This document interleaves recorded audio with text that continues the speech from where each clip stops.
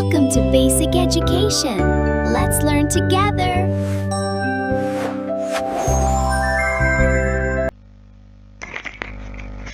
তোমাদের বইয়ে 48 পৃষ্ঠায় আছে 14 নম্বর অঙ্ক। নিচে একটি আয়তাকার মেঝের ছবি দেওয়া আছে। কোনো খালি জায়গা না রেখে আমরা মেঝেতে বর্গাকার কার্পেট বসাতে চাই।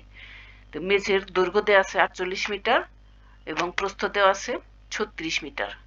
তাহলে মেঝেতে বসানো যাবে এমন কার্পেটের এক বাহুর দৈর্ঘ্য নির্ণয় করো, 1 নাম্বার। আর 2 নম্বর আছে সম্পূর্ণ মেঝেতে কার্পেট বিছানোর জন্য এরূপ কয়টি কার্পেট লাগবে। তো প্রথমে আমরা 1 নাম্বার করছি। তো মেঝের দৈর্ঘ্য কত 48 মিটার, প্রস্থ কত 36 মিটার। এই দৈর্ঘ্য এবং প্রস্থ এই দুইটার আমরা গসাগু করলে, যেহেতু বৃহত্তম আছে, বৃহত্তম কার্পেটের এক বাহুর দৈর্ঘ্য, তাই আমরা গসাগু করব। তাহলে কি লিখব, 48 ও 36 এর গসাগু করলে বৃহত্তম কার্পেটের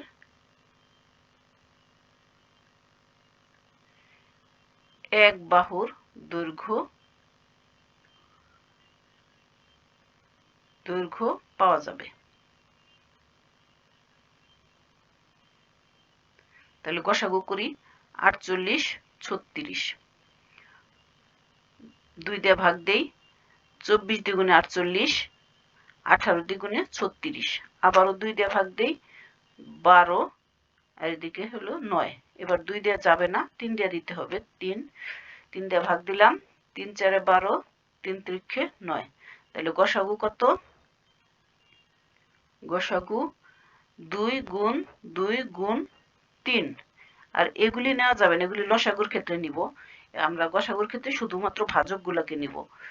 তাহলে 4 3 4 12, 12। তাহলে আমরা কি লিখতে পারি, যে বৃহত্তম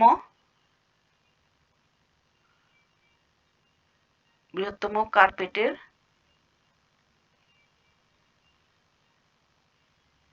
এক বাহুর দৈর্ঘ্য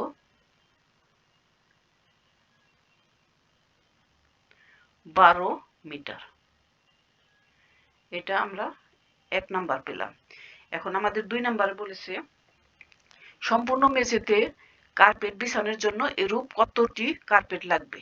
তাহলে আমরা কি করব, আমরা এই যে 48 এবং 36 এর ক্ষেত্রফল বের করব।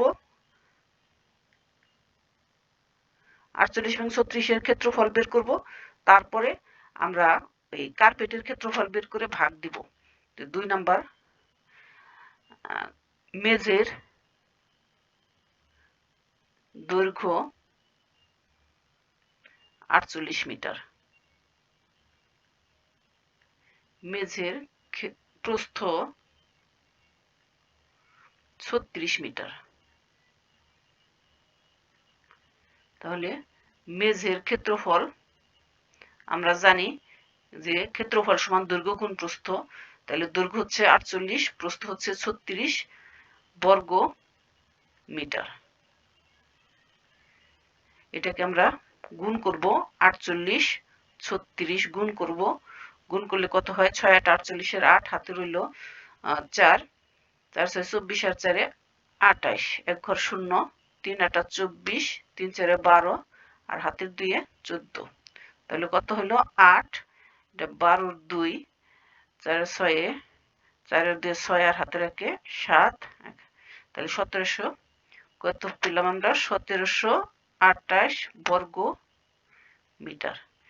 এখন আমরা বের করব হচ্ছে কার্পেটের ক্ষেত্রফল। তাহলে কার্পেটের ক্ষেত্রফল আমরা জানি, বর্গাকার কার্পেটের ক্ষেত্রফল, এখানে বর্গাকারও লিখি, বর্গাকার কার্পেটের ক্ষেত্রফল। তাহলে দৈর্ঘ্য গুণ দৈর্ঘ্য, দৈর্ঘ্য 12 মিটার, 12 বর্গ মিটার সমান কত, 144, 12 বরং 144 বর্গ মিটার।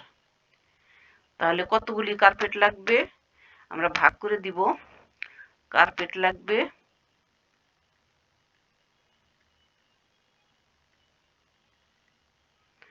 1728 ভাগ 144। এটা হচ্ছে টি। কত টি?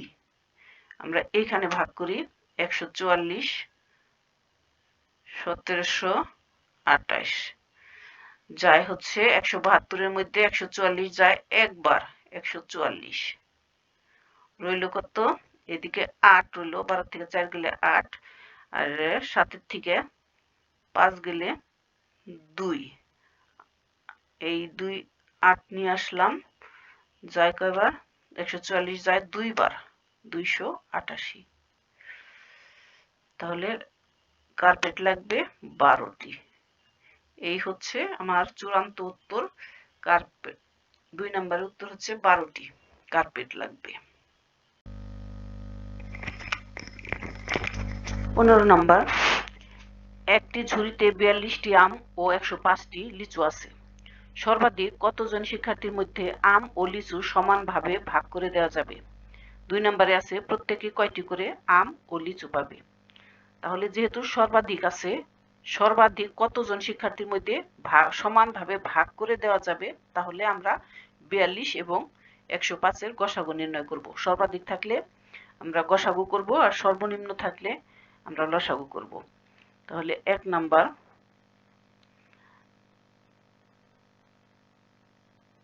সর্বাধিক বালক বালিকার সর্বাধিক শিক্ষার্থীর সংখ্যা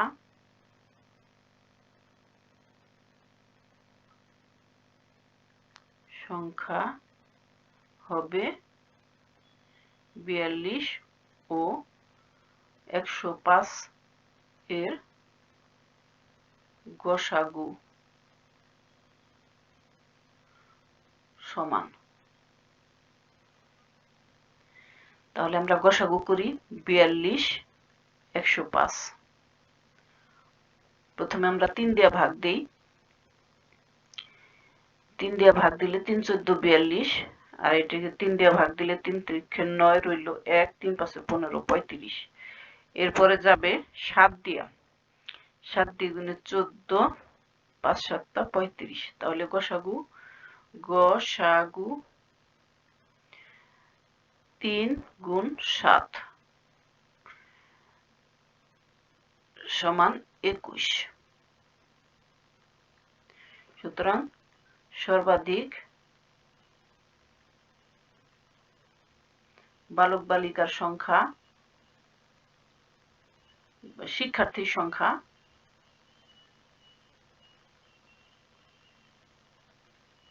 সংখ্যা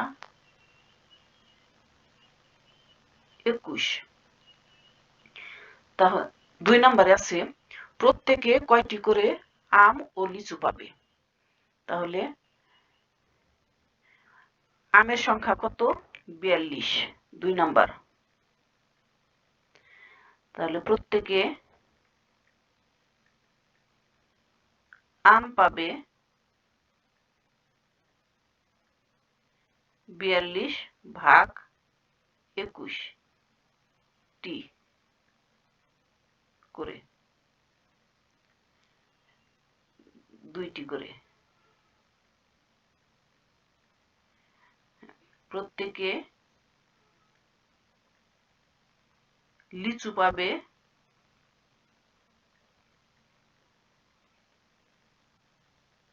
তাহলে লিচু সংখ্যা হচ্ছে 105, শিক্ষার্থীর সংখ্যা 21 সর্বাধিক। হ্যাঁ, তাহলে এতটি করে। কয়টি? 5টি করে। আমার 15 নম্বর উত্তর হয়ে গেল যে প্রত্যেকে আম পাবে 2টি করে, লিচু পাবে 5টি করে। এটা আমি পরে লিখে দিই। প্রত্যেকে আম পাবে 2টি করে ও লিচু পাবে 5টি করে।